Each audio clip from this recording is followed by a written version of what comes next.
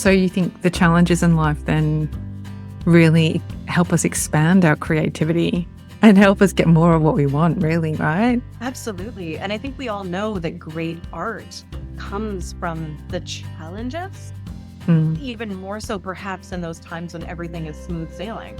Because, when everything is going really well, you might be able to write a nice poem about it or maybe a happy song, but it's the heartbreak and the challenges that create those works of art that really move you.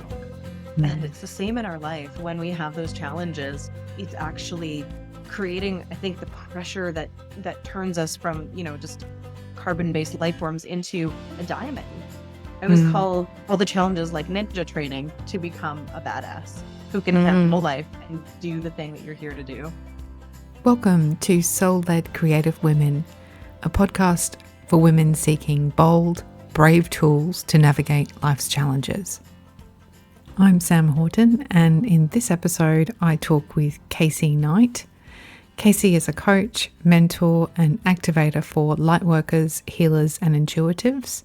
We talk about using creativity to heal from past pains, traumas, express emotions, and to create a life you love. Enjoy. So today I have Kacie Knight with me. Kacie is a coach, mentor, and activator for lightworkers, healers, and intuitives. Her magic is in helping them go from lacking confidence in their abilities to becoming badass alchemist and divine channels so that they can confidently share their soul gifts with the world while actually enjoying this life, their soul purpose, and divine service. As the founder of Luminous Evolution, she weaves together personal and professional elevation and ascension, taking people on transformational journeys that support the whole human in coming into divine union, helping them access the next level of their multidimensional magic. Kacie is a divine channel, modern-day mystic and spiritual teacher who brings practical solutions to magical problems.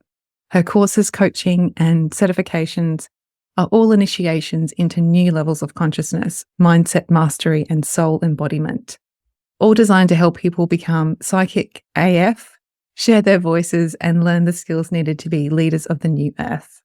So welcome, Kacie. Thank you so much for having me. So we all want to manifest more goodness in our lives, right, Kacie? So how do we set ourselves up for maximum manifestation power? This is such a rich question, and there are so many ways that we could go with, but based upon that creativity piece that we're bringing in, I'm going to say we need to remember that we can heal and create with pleasure instead of just needing to wade through all the heavy stuff. And when we bring in more fun and actually allow ourselves to enjoy ourselves and express ourselves authentically and create just for the sheer joy of it, instead of it needing to be at some kind of as a side hustle or needing to be good enough, when it's just that expression of our authentic creator essence, we actually get to become a frequency match for more and more of that creativity, which does, I think, put us in that creator state. And I'll be honest, I actually don't like the word manifestation, even though I use it sometimes because people are familiar with it. I actually love just reminding people that they are co-creators and that they have the power to make things happen. And there's all this frequency magic we can do to become an energetic match emotionally, physically, mentally. We can clear out all of those old beliefs and we can heal traumas and everything like that. But flow state is where manifestation happens most magnificently. That's where those synchronicities come in. And you're in that state of surrender that you need to be in to manifest anything. You're not trying to control, you're flowing with it. And it's usually even beyond your wildest expectations because it's not your tiny human self trying to figure it out and bring something to you. It's you just being in alignment and dancing with all that is. And when you're having fun, there's this energy in you that's saying more of this, please. Yeah, it's actually really comes down to play, doesn't it? We play as children and then we kind of lose that somewhere along the journey. And if we can play more, that's where the magic and all the surprises that you just mentioned are, right? Absolutely. And I was a kid who didn't actually like playing very much. I didn't have a really, like a home environment that fostered playing. So I was very serious. I was just waiting to grow up. And it wasn't until I was in my late 20s, I think, that I really learned to play.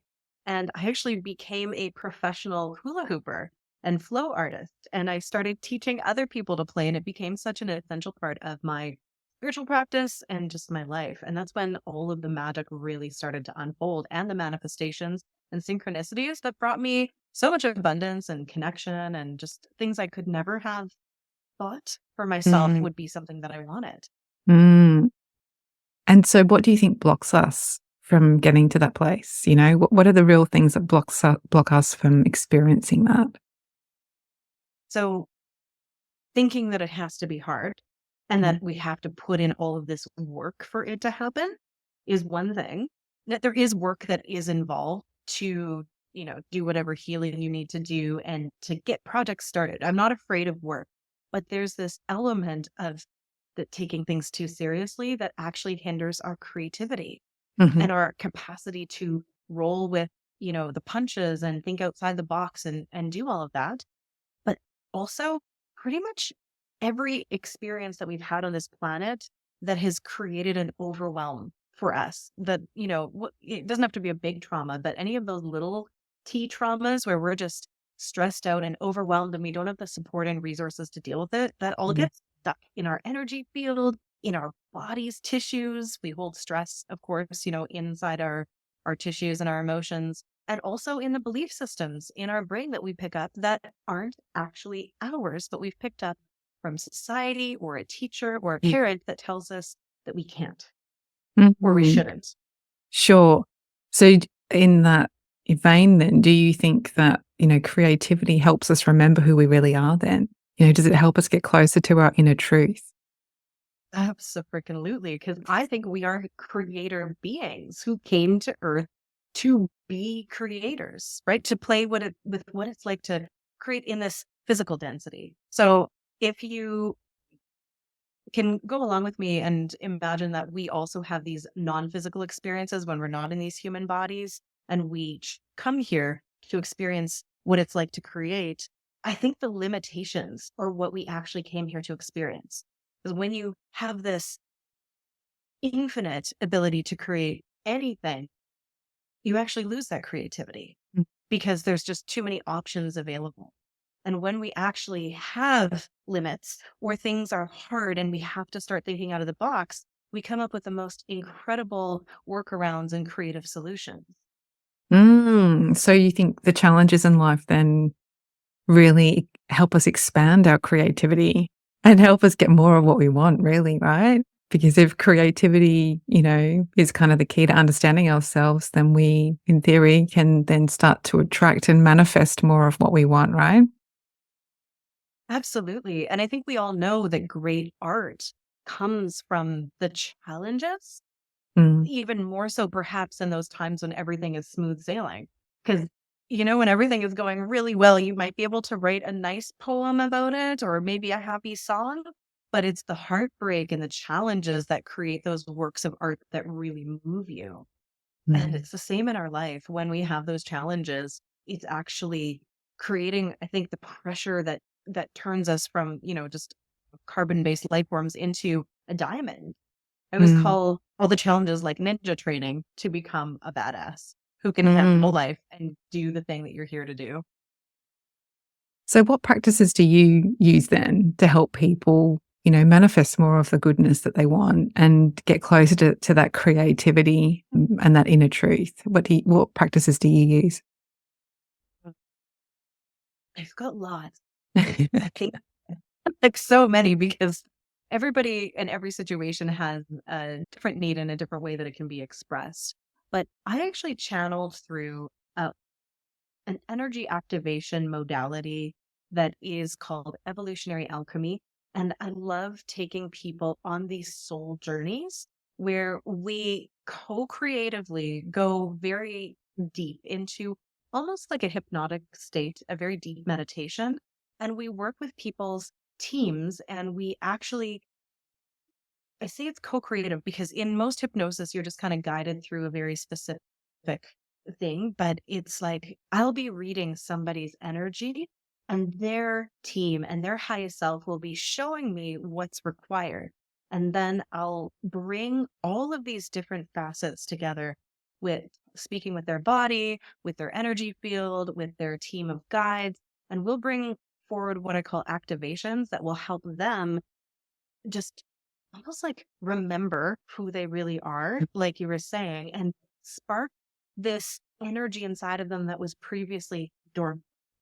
So, one activity that we'll do is often go into a space and I'll just guide to somebody to say, someone on your team is wanting to give you a gift.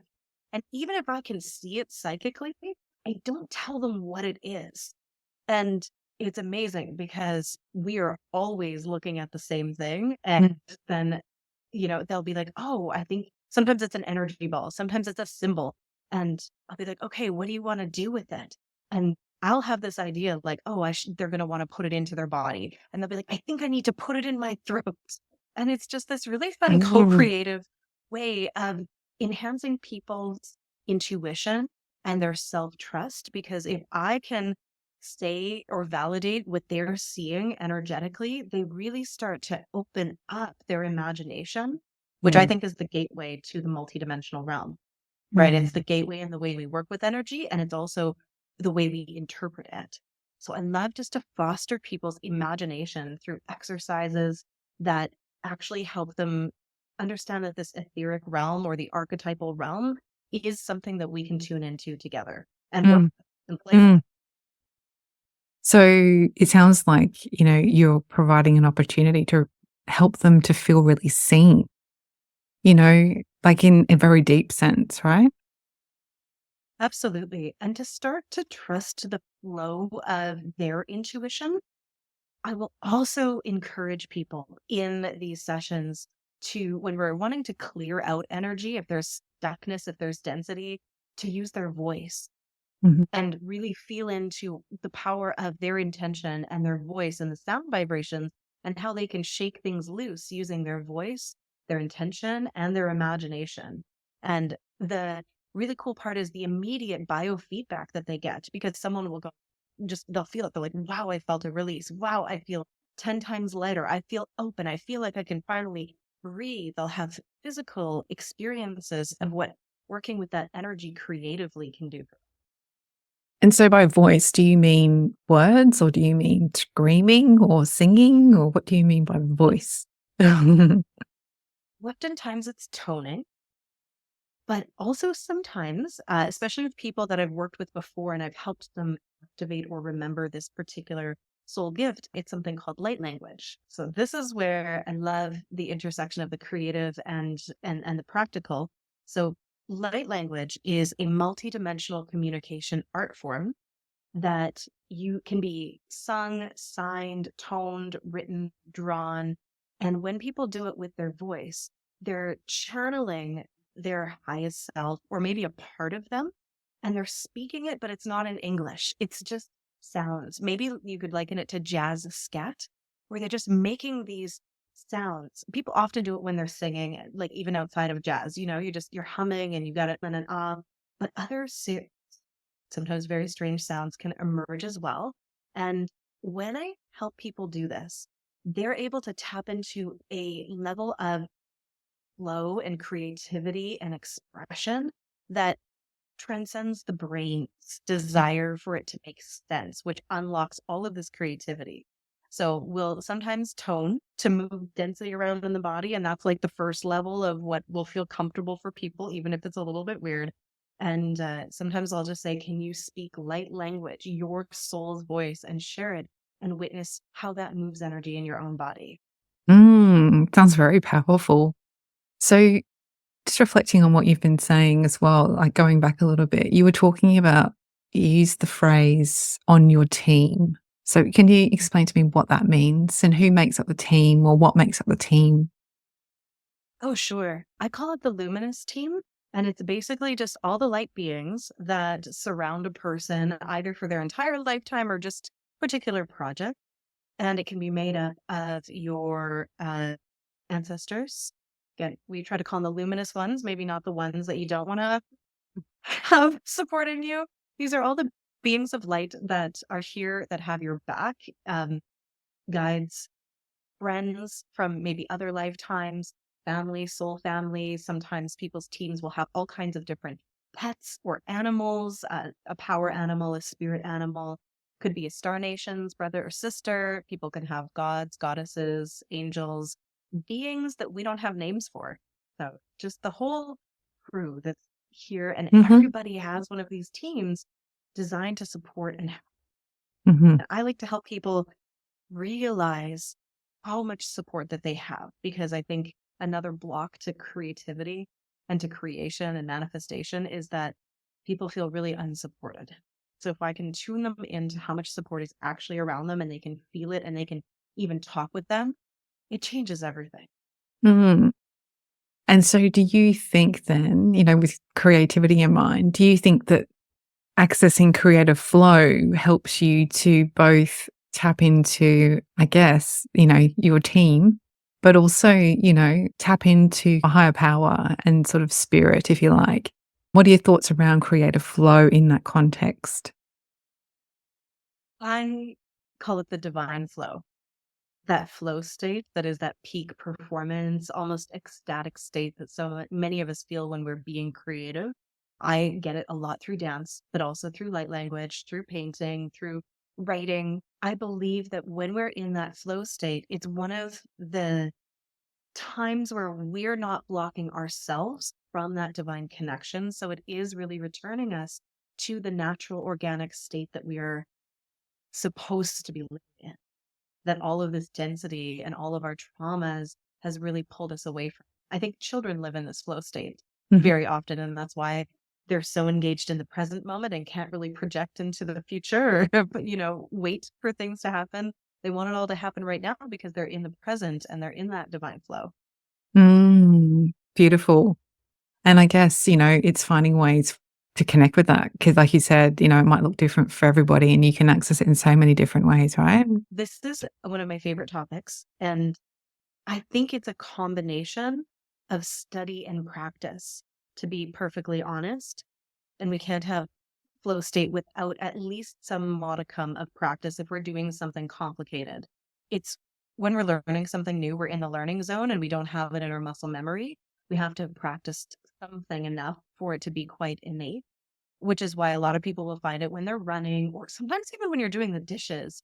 Could be, I found it sometimes as a waitress when you'd be so busy, but you were just moving with everything and not thinking about it. And I also found it for myself, and many people do in the flow arts. These are times when you're spinning props, hula hoops, poise, staff, things like that, to music oftentimes, where you have to have a level of mastery and practice to be able to do it. But once you can, your brain can turn off and you can just be responding to the energy of co-creation in that moment. And it is one of the best states ever.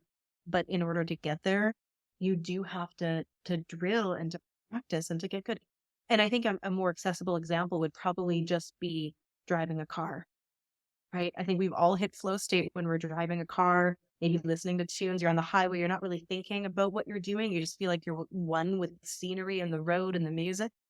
But if you're learning to drive, you do not hit flow state at all. You're fully just trying to figure stuff out. That's a really good point. I really like that. I mean, I'm just thinking about art making, and I think it's probably that you can more easily access creative flow when you know what you're doing. But that's not to say that through the power of play and free expression, you can't experience it earlier. Do you know what I mean? Like, you don't have to be a master. And that's why I think art is so powerful, because anyone can do it. Like, it's literally just paint in a canvas or whatever. So, yeah. Absolutely. So yeah, I think with certain athletic things or musical instruments, to find that flow, you do need a level of mastery. Mm. But I mean, even in that level of mastery that you need to find it in art is really just to not feel awkward with it. Mm. Right? Like if it's your very first second trying to hold a pen or a new paintbrush or use a new technique, you're not going to find that flow until you settle in and you're like, this feels good. I know how to do it. And you're in that level of comfort.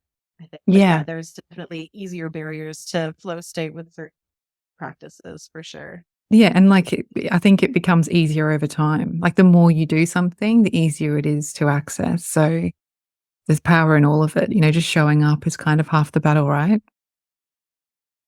I think it's way more than half. Yeah. Oh, well, I say 80-20 actually. Yeah. It's sort Yeah, of like you're 80% done if you've just shown up. Yeah.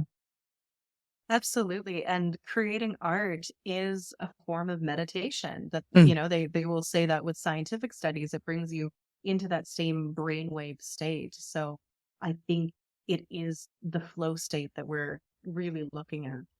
Yeah. Just to expand on that point, I actually think it's actually satisfies like the busy brain, right? Because you're giving it purpose and direction because you're forcing it to do an activity, right, with your hands. So yeah, I think, just to expand on that point, that's why, right? Yeah, meditation, mindfulness, presence, it's all just part of it. Beautiful.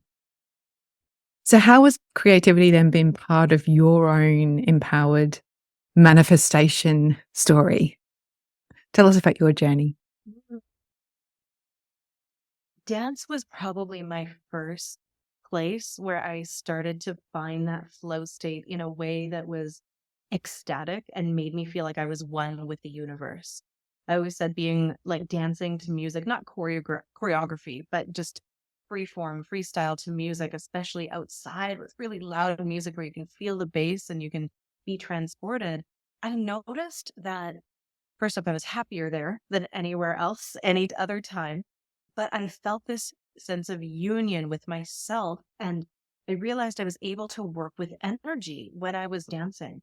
I was able to clear energy from my body, both just through moving it, but also consciously. And I started to really notice that it was almost like this magical experience. And the more that I danced, the more I would have these elevated feelings of happiness, joy, bliss, peace, unity, just very expansive feelings, even if I was having a really hard time in my life. And I had a rough home life. Like I said, I was just waiting to grow up. But when I was about 16, 17, I started going to music festivals and electronic music festivals and raves. And there was this culture of plur. And I was like, oh, this is my happy place. And I found that it just started to teach me about frequency, right? About feeling really happy and stuck and frustrated with life versus the feelings that I would have after hours of dancing where it just felt like my heart was open and anything was possible.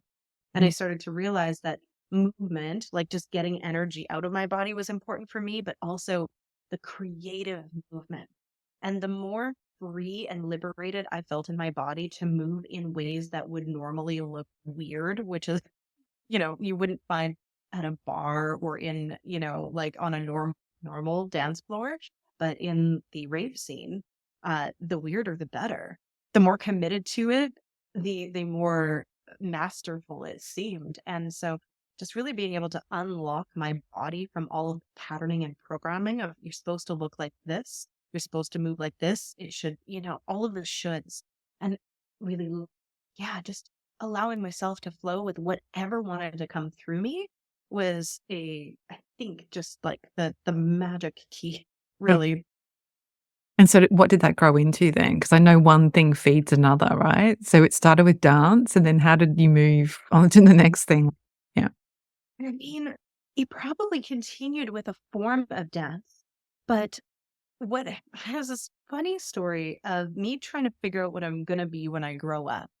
And I wanted to be a teacher, and I thought I was going to be a social worker, and I managed a dinner theater and had all of these, just side quests and journeys. And I had moved to a new city to study holistic health practitioner programming. I got there and it wasn't the thing that I wanted to do, but it was the place I needed to be. And I broke my ankle. And the thing that killed me was not being able to dance. Mm. I've been dancing so regularly that when I was slowed right down and I couldn't dance and I felt physically anguished, like that I just wasn't able to do this, I was like, oh, I think this is what I'm supposed to do with my life. I would like to teach this actually.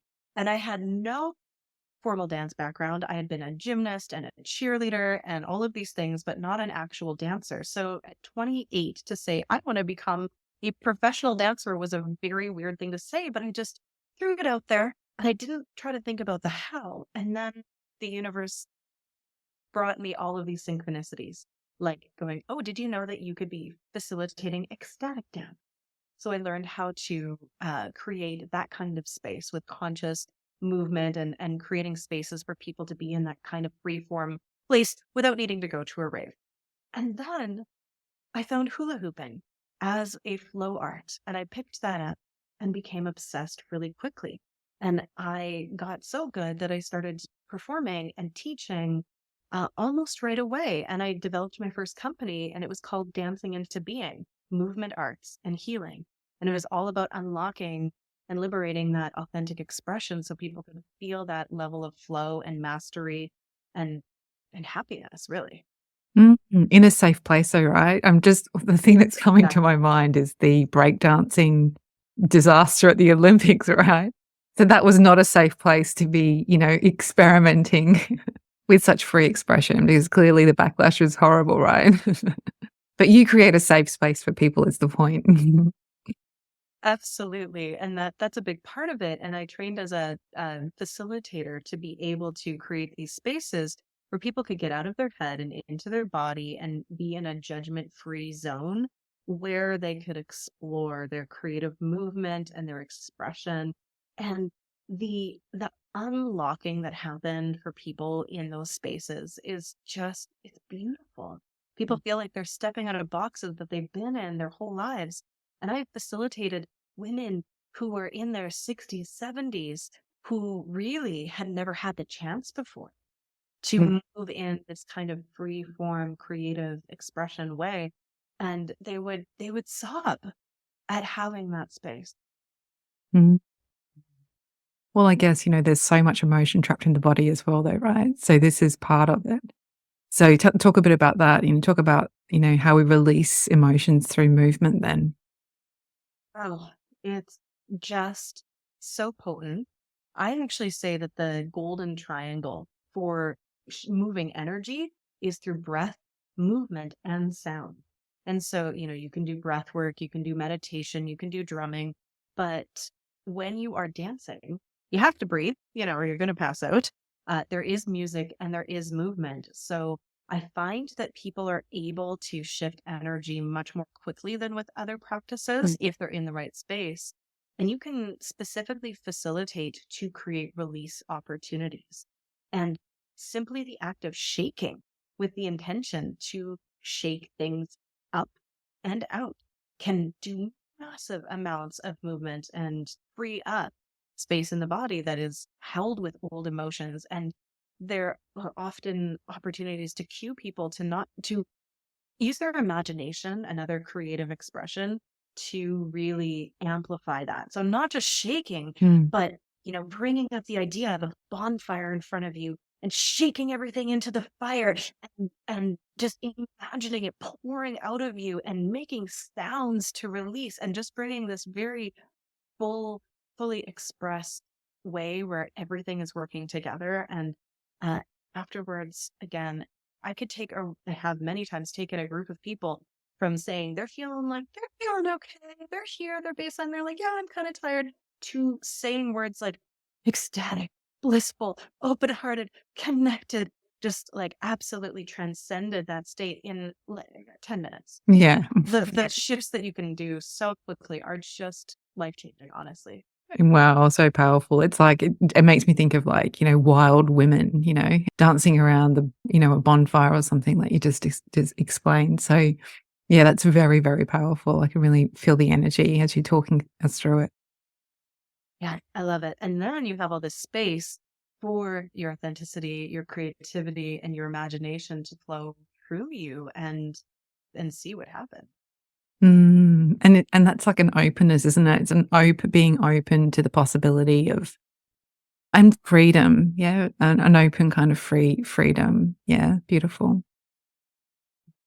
So in terms of your, the way that you care for yourself then, in terms of your regular self-care routine or your, empowerment practices, what do they look like? Really depends on the season of life that I'm in. Sometimes it is more going out and dancing regularly and being in community. And sometimes it looks like more of an internal time where I'm spending more time in nature, walking outside for hours by myself and spending time in that kind of quiet communion. I feel like I've got waves when I'm really external and I want to be in that community, and other times where I just need to be with me and my team. And I do make sure that I'm regularly moving energy, though, on that very physical level first, because if I don't move enough, I can't show up as the like happy, joyful, solid, grounded, radiant version of me who's open to possibility. I will be a cranky bee. Mm. Will be really snappy and I'll feel stretched thin. So that physical movement is absolutely key, but it can happen in so many different ways. And then also having a connection practice, connecting, through meditation or gratitude practices, something that brings me into alignment energetically. And I have this really fun practice that I call the sparkle field, which is a grounding and alignment practice, but then using the imagination and your intention to imagine all of the cells in your body, every molecule actually in your energy field just starts to shimmer and shake and vibrate at this frequency that looks like iridescent both. And I set my intention that this field is kind of like a shield that keeps out all the ick stuff, but it's not with the intention of separating. Like some people are like, oh, shield yourself, shield yourself from the big, bad, scary world and psychic attacks. This does the same thing, but with the intention of just making your field so magnificent that anything that's not of the same frequency can't stick to you. It just, it just can't land. Mm. And I also like to program that field and just say, like, anybody that's around me that wants to get a little bit of this magic too can receive it as well. And so just, weaving in my intention and creativity and energy practices with movement keeps me pretty aligned. Yeah, I'm sure. Yeah, very empowering, right? As you just described that, all I could think about was sort of queen energy, and really empowered being. Mhm. Yes, absolutely. And yeah, being in that sovereign energy where you're not dependent on someone else. But a really big part of that practice, and I'm happy to share a link to that Sparkle Field activation from my free frequency upgrade academy if anyone wants to try it.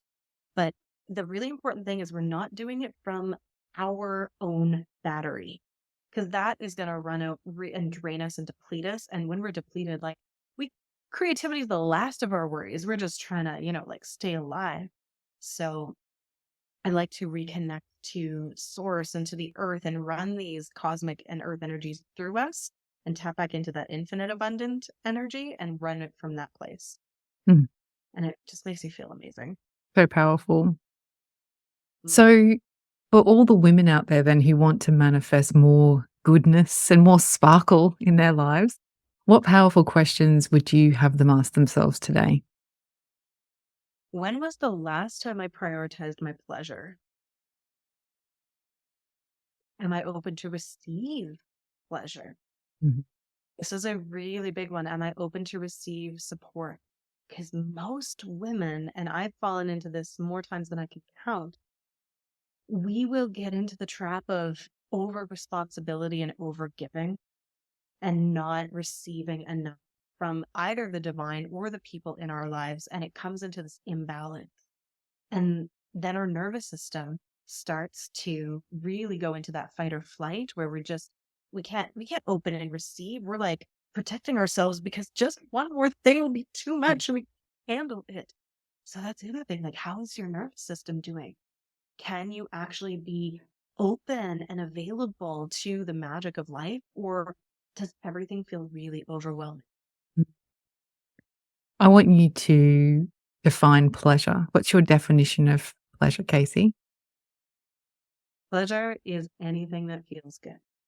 It could be as simple as doing something you enjoy, like curling up with a good book, a cup of tea, and a kitten, and just having an hour where you're not doing something productive.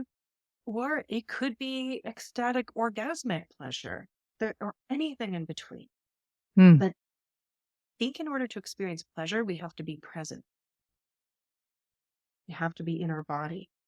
And so this is where some of the nervous system regulation and openness and all of that comes in, because a lot of us will live in the mind and not be available for the senses and the sensual pleasures. And that doesn't have to be anything to do with sex. It is, just the pleasure of feeling, your own skin, or a soft fabric, or a hug, right? Or the taste of food. How often do we not drop into that pleasure, and we're just shoveling and reading and ignoring things? Mm. So actually being present and allowing ourselves the gift of experiencing pleasure through our presence is one of the most healing things we can do. Mm. Yeah.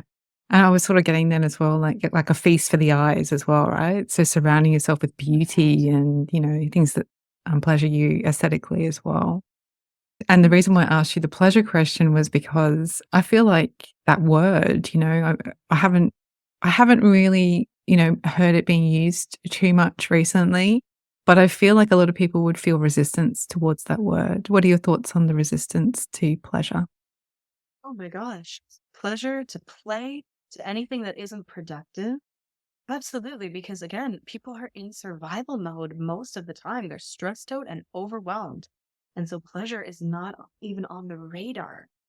So there can be some programming that we need to get rid of with respect to capitalist, patriarchal society expectation that, you can only rest or enjoy when the work is done. We all know the work is never done. And I had to go through this.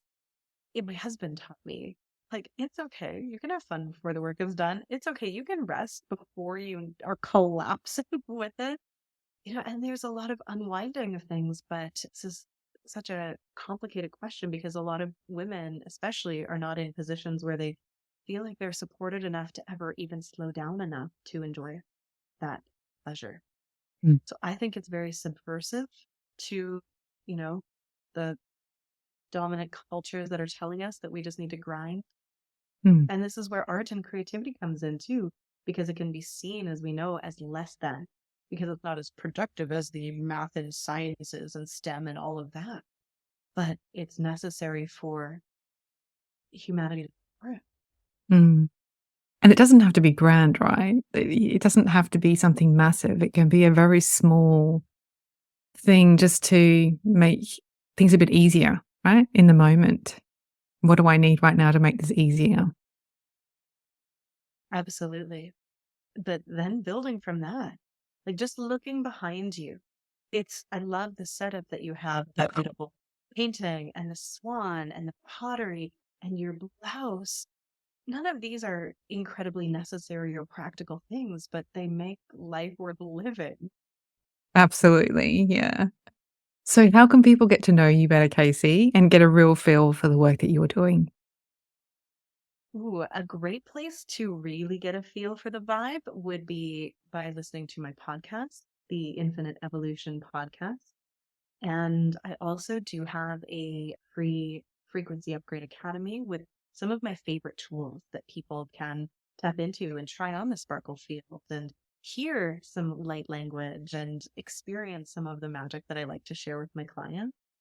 And then also, I do have a free Facebook group called the Luminous Evolution Group that is a really fun place to come and hang out in as well. Excellent. We'll include all the links to those in the show notes. Thank you so much for your time today, Kacie. I've really loved chatting to you. Thank you so much. Thank you so much for having me.